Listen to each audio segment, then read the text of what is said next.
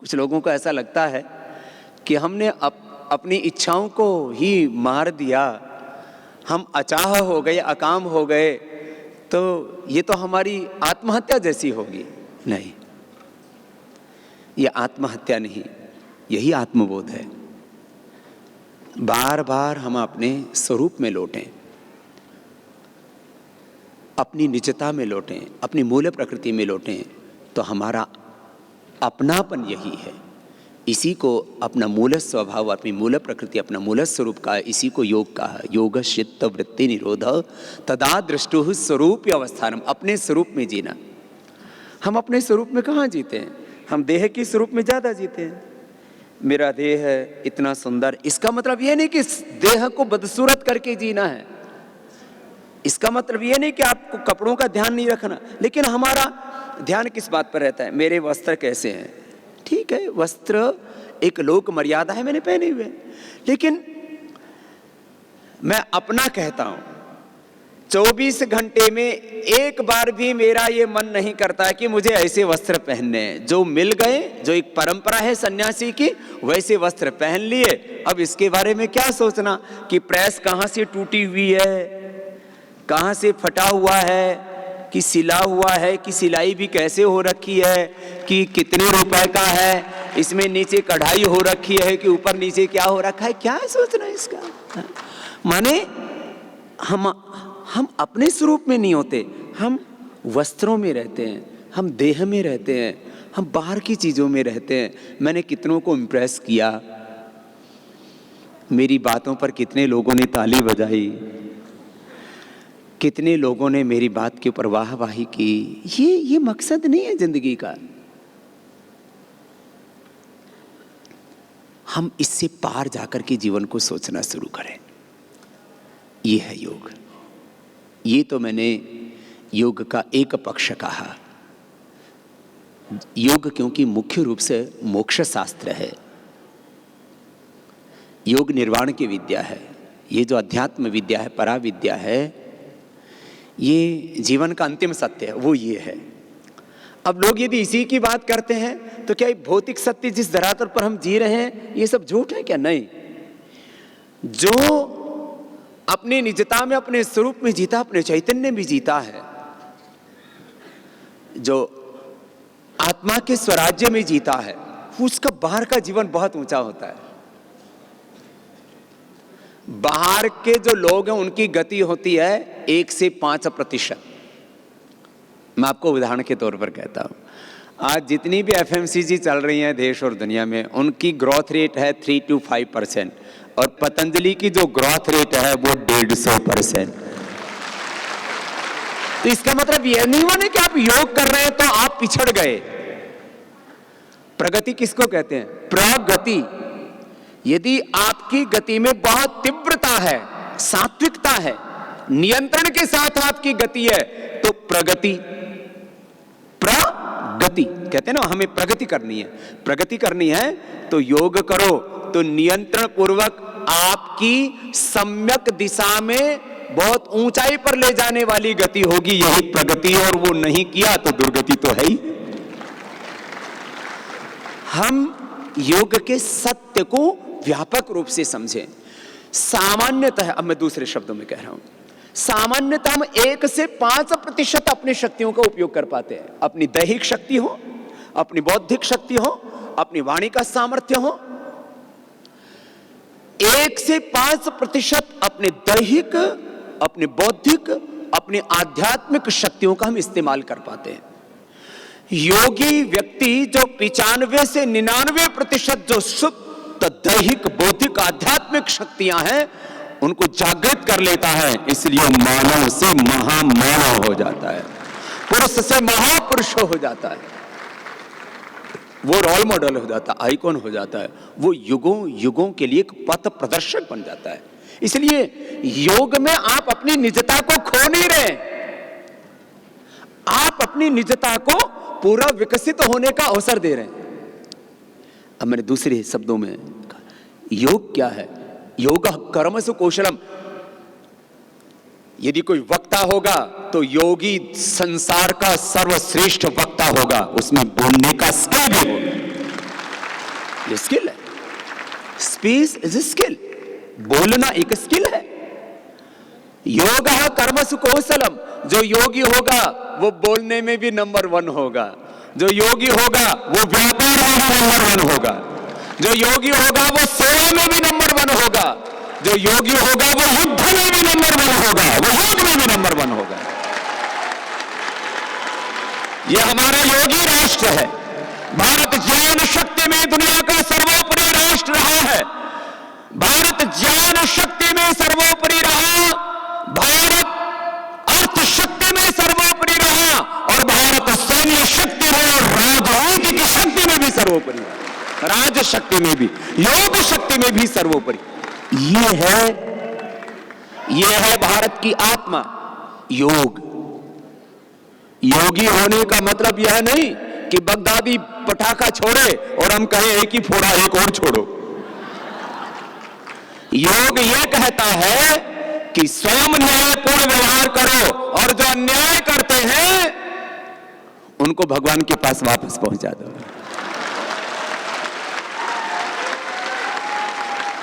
योग तो क्या भगवान राम योगी नहीं थे? तो फिर रावण का वध क्यों किया? योगी का व्यवहार कैसा होता है? सब मेरे साथ बोलिए, प्रीति पूर्वक, धर्मानुसार, यथा योग्य, विवेकपूर्ण, न्यायपूर्ण व्यवहार करना चाहिए। प्रीति करो, जैसे हमारे श्री श्री रविशंकर जी ने 1-2 दिन पहले प्रीति की तो उनका सिरी काट के भेज दिया। किन्होंने? ISI वालों ने। बोले हमारे यहां से प्रीति की बात करोगे तो तुम्हारा शीश भी ऐसे काट करके थाली में भेज देंगे, हमसे प्रीति की बात मत करो। तो क्या करेंगे आप? जिन लोगों का ऐसा चरित्र हो चुका है उनके लिए फिर राम का धनुष और कृष्ण का सुदर्शन ही समाधान होता है। तो योग और युद्ध में अंतर नहीं होता। इसका मतलब यह नहीं कि घर जाकर के अपनी पत्नी के ऊपर कृपाण तान लो और बाण तान लो और चक्र घुमा दो, ऐसा नहीं, ये योग नहीं है। तो प्रीति पूर्वक, धर्मानुसार, क्षत्रिय का एक धर्म है, वैश्य का एक धर्म है, ब्राह्मण का एक धर्म है, सन्यासी का, वर्णाश्रम धर्म अलग है, सन्यास का धर्म अलग है। तो क्या समझ में आई? योगी का व्यवहार भी कैसा होना चाहिए? प्रीति पूर्वक। क्या बोला? फिर आगे क्या बोला? जिसका जो धर्म है उसका पालन करना। सैनिक को अपना स्वधर्म का पालन करना चाहिए। अब सैनिक, उसको मैं भी योग सिखाने जाता हूं सीमाओं पर, BSF को और सेना को भी मैं योग सिखाता हूं, लेकिन सीमाओं पर जो सैनिक तैनात हो उनको योग सिखाता हूं और सेना को योग सिखाता हूं, तो कहता हूं भाई कपालभाति भी करते रहिए, और जब कोई पाकिस्तानी भीतर घुसे तो उसको दूसरा भी भांति से करिए। मीन्स वो जो सीमा पर जो सैनिक है वो कपालभाति तो करेगा, लेकिन यदि कोई दूसरा सैनिक सीमा का अतिक्रमण करता है तो उस समय उस पर वार प्रहार करके उसका मोक्ष करना, ये भी उसका धर्म है, योग है उसके लिए। तो बात समझ में आई? प्रीति पूर्वक। अगला शब्द क्या बोला? तीसरा शब्द क्या बोला? यथा योग्य। बगदादी के लिए जो योग्य है वही योग है, राम के लिए जो योग्य है वो योग है, रावण के लिए जो योग्य है वो योग है। ये तीसरा शब्द क्या बोला? यथा। चौथा शब्द क्या बोला था? विवेक। अपनी आंखें खोल के रखना, विवेक पूर्वक कार्य करना, ये योग है। कैसे? मां के साथ मां जैसा व्यवहार, पत्नी के साथ पत्नी जैसा व्यवहार, बेटी के साथ बेटा जैसा व्यवहार, स्त्री के साथ स्त्री जैसा, पुरुष के साथ पुरुष जैसा व्यवहार। शादी भी करनी है तो विवेक से करना। अब मेरे से बोले बाबा जी आप योगी हो, आपको क्या मतलब, लड़का लड़का लड़की लड़की आपस में शादी करे? मैंने कहा मेरे तो कोई मतलब नहीं है, मैं तो अकेला हूं, मेरे को इस शक्करबाजी में से कोई लेना देना नहीं, लेकिन जो भी शादी करे विवेक पूर्वक कर ले, विवेक पूर्वक करो। अब कोई कहे सब में एक ही आत्मा, कौन पति कौन पत्नी कौन बच्चा कौन गुरु कौन शिष्य, विवेक पूर्वक यथा योग्य व्यवहार होगा वही योग है। अंतिम शब्द क्या बोला? न्यायपूर्ण। जो योगी है वो अपने साथ भी न्याय करता है, अपने राष्ट्र के साथ भी न्याय करता है, पूरी मानवता के साथ भी न्याय करता है, उस कभी भी वो अन्यायपूर्ण व्यवहार नहीं करता। तो 5 शब्दों में कुछ ग्रंथियां खुली मन की। कुछ लोग मुझ पर ही प्रश्न करते रहते हैं, योगी को ऐसा करना चाहिए, योगी को कैसा करना चाहिए, वो हमने बता दिया और हम ऐसे ही करते हैं। मैं विवेक पूर्वक कार्य करता हूं,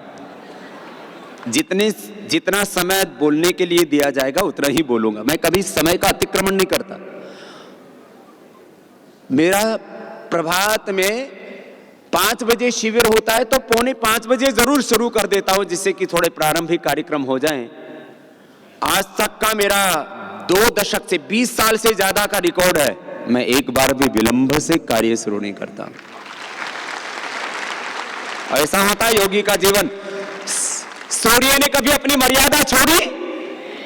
चंद्रमा ने? इसे धरती ने? तो हमारी संस्कृति है स्वस्थ पंथा मनुचरेम सूर्या चंद्रमसा विवा।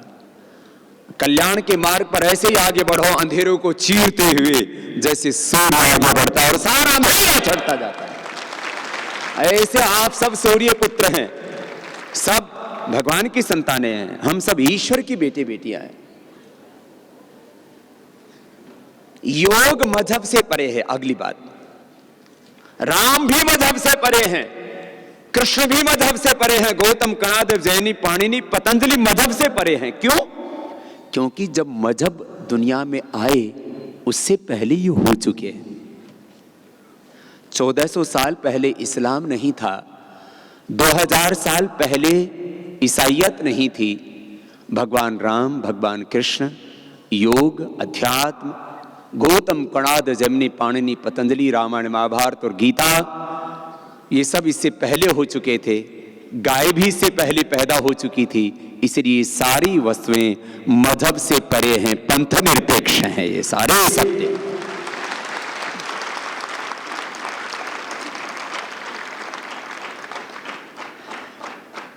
ये कुछ बात समझ में आई? देखो, मैं साइंटिफिक सोच रखने वाला साधु हूं, साइंस टेक्नोलॉजी का इस्तेमाल करता हूं। फेसबुक पे भी रहता हूं, ट्विटर पर भी रहता हूं, और दुनिया की लेटेस्ट टेक्नोलॉजी और जो भी साइंटिफिक चीजें उनको फॉलो करता हूं मैं। और धर्म मैं उसी को मानता हूं जो साइंटिफिक हो। जो साइंटिफिक नहीं है वो धर्म नहीं है, वो भ्रम है। धर्म वैज्ञानिक होता है। दूसरी बात, धर्म सार्वभौमिक होता है, सबके लिए एक जैसा होता है। अहिंसा धर्म है, सत्य धर्म है। सब नॉन वायलेंस को ही मानते हैं, सब ट्रुथ को ही मानते हैं, झूठ को कौन मानता है? ईमानदारी धर्म है। इसी को महर्षि पतंजलि ने कहा, अहिंसा सत्यस्तेय ब्रह्मचर्य परिग्रहाय। जो सार्वभौमिक है, जो वैज्ञानिक है और जो पंथ निरपेक्ष है, जो सेक्युलर है, वही धर्म है और वो योग है, वो अध्यात्म है, वो हमारी ऋषि परंपरा है, वो हमारी सत्य सनातन वैदिक संस्कृति है। तो धर्म क्या है? जो अभी आपको मदद करनी पड़ेगी, मैंने बोला था आपसे पूछ भी सकता हूं। जो वैज्ञानिक है, साइंटिफिक है, दो। दूसरा अंग्रेजी में बोलो तो, पहला साइंटिफिक, दूसरा यूनिवर्सल। तीसरी बात सेक्युलर। जो साइंटिफिक है, यूनिवर्सल और सेक्युलर है, वही धर्म है, वही अध्यात्म है, वही संस्कृति है और वही जीवन पद्धति है। तो योग साइंटिफिक है, योग यूनिवर्सल है। कोई भी करेगा, जो भी कपालभाति करेगा उसी का पेट छोटा हो जाएगा। हिंदू कर ले, मुसलमान कर ले, मुल्ला कर ले, मौलवी कर ले, या कोई मोटा सा बाबा जी कर ले,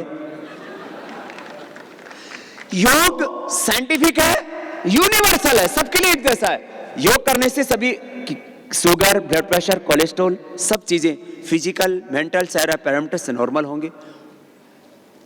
सभी के भीतर ज्ञान और शक्ति, सामर्थ्य, ऐश्वर्य बढ़ेगा। योग साइंटिफिक है, यूनिवर्सल है और योग सेक्युलर है। इसमें कोई किसी भी तरह की रिचुअल्स और रिलीजन वाली प्रैक्टिस नहीं है जो तथा कथित सांप्रदायिक पांथिक परंपराएं हैं उनसे परे। एक बात पूरी। अगली बात, और धर्म कैसा होता है? जिसमें विश्व बंधुत्व हो। क्या हो? जिसमें, जोर से बोलिए, विश्व बंधुत्व, ब्रदरहुड। दूसरी बात, को एग्जिस्टेंस। योग, अध्यात्म, और इसकी दूसरी विशेषता क्या बताई? क्या बोला? को एग्जिस्टेंस। इसको सह अस्तित्व कहते हैं। सह नावतु सह नौ भुनक्तु, को एग्जिस्टेंस। यहां धरती, अग्नि भी है, जल भी है, हवा भी है, मिट्टी भी है। यहां सारे जीव जंतु हैं, सब कितने प्यार से रह रहे हैं। ये सारा अस्तित्व हमें सह अस्तित्व सिखा रहा है। हमें भी सह अस्तित्व के सिद्धांत पर जीना चाहिए। सब साथ में मिलकर के चले, एक पंथ, एक मजहब, एक परंपरा, एक संस्कृति नहीं, सब मिलकर के चले। और अंतिम बात, एकत्व। क्या सिखाता हमें? एकत्व। सब में एक सच्चिदानंद परमात्मा है। तो मैंने योग के कुछ बड़े पहलू आपके बीच में रखे। जहाँ तक शारीरिक और दूसरा इसका आसन प्राणायाम आदि की दृष्टि से योग की क्रियाओं की बात की जाए तो इसमें दो परंपराएं हैं। एक हठ योग की परंपरा है जिसमें आसन और कुछ शारीरिक क्रियाएं, मुद्राएं आदि सिखाई जाती हैं। प्राणायाम का भी संकेत है वहाँ पर। और एक दूसरा जो योग का पक्ष है जो विशुद्ध रूप से आध्यात्मिक है। तो सबके देह भी बहुत सुंदर बने, क्योंकि देह भी तो भगवान की देन है, भगवान की सौगात है। जीवन प्रभु सौगात है, डरने की क्या बात है। ईश्वर अपने साथ है। देखो ये शरीर किसका बना दिया हुआ है? ईश्वर का। माता पिता की कोख में भी भगवान ने हमें बनाया।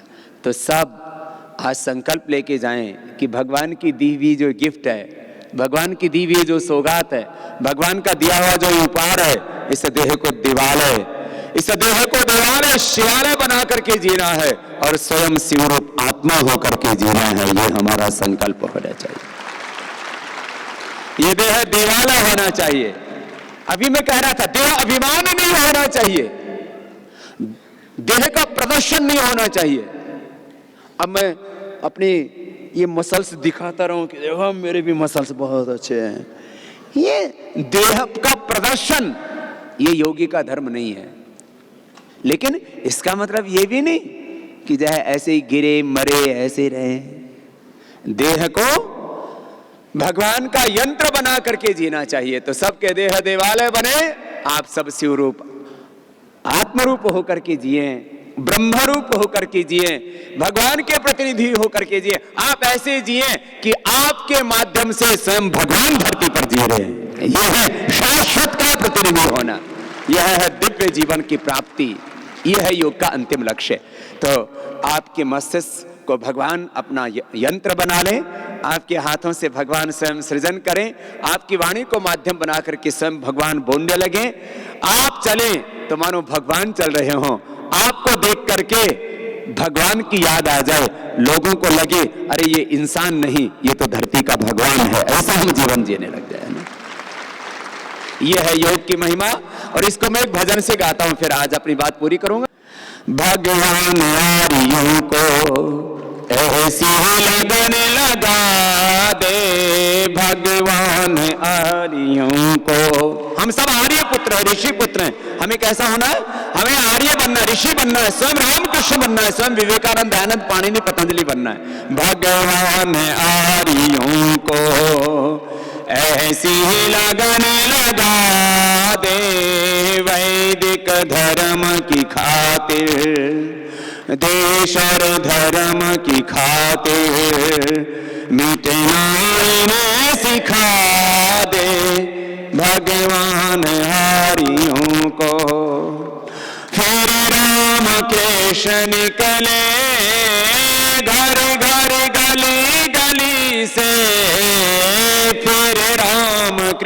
कृष्ण। घरे घरे, जब तक सब नहीं बोलोगे यही 2 लाइन गाता रहूंगा। हम सब किसकी संतान है? राम और कृष्ण के वंशज है ना। स्वयं राम जैसा बनना है, स्वयं कृष्ण जैसा बनना है, स्वयं शिव जैसा बनना है। तो गाइए, फिर राम कृष्ण निकले घरे घरे गले गले से, फिर राम कृष्ण। क्या बात है। अर्जुन व कर्ण जैसे धारणा स्थली से, अर्जुन व कर्ण जैसे योद्धा, भीषम से ब्रह्मचारी, अरे भीम महाबली से, गौतम कणाद जैमिनी और ऋषिवर पतंजलि से, ऋषिवर पतंजलि से, फिर से कोई दयानंद, हाँ फिर से कोई दयानंद, जैसा ऋषि दिखा दे भगवान आर्यों को, ऐसे लगन लगा दे भगवान। और सुनना, ऐसे हलाल पैदा खेले जो गोलियों से, ऐसे हो लाल से भूमि को तृप्त कर दे, श्रद्धा की झोलियों से भूमि को तृप्त,